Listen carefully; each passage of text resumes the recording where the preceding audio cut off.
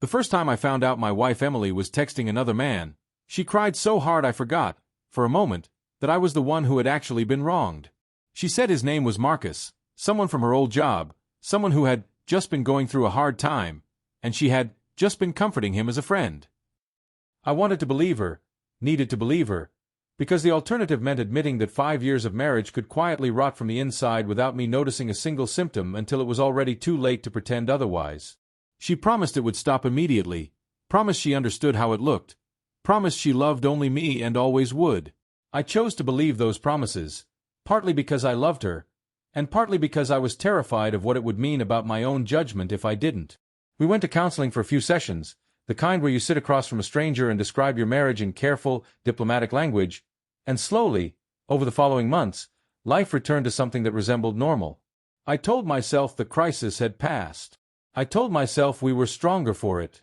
What I never told her was that somewhere in those early weeks after discovering the messages, something in me had shifted permanently, quietly, without her ever noticing. I forgave her out loud, in words, in actions, in the way I still made her coffee every morning and still reached for her hand during movies.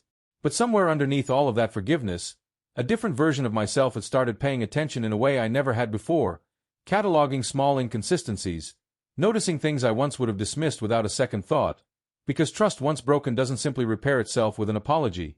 For nearly 2 years, everything seemed fine, better than fine even, the kind of steady, comfortable happiness that makes you believe a marriage has actually survived its worst test and come out stronger on the other side.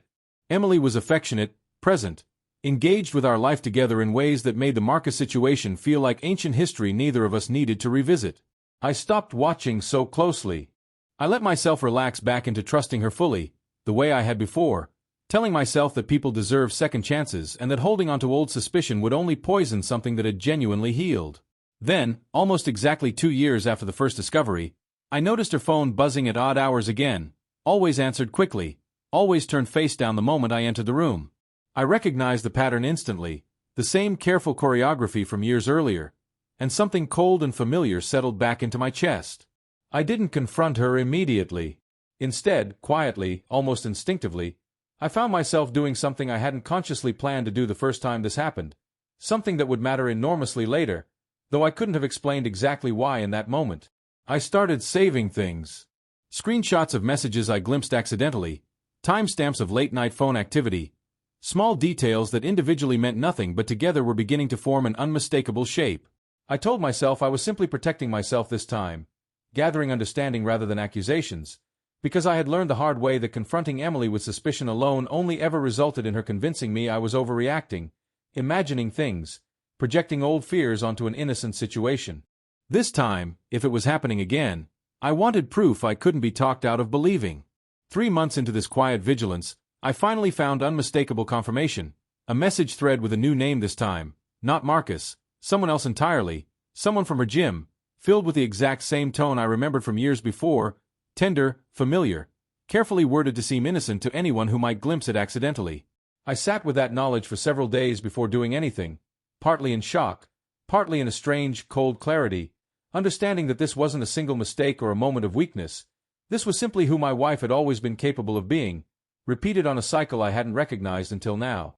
I never told her what I'd found, not then.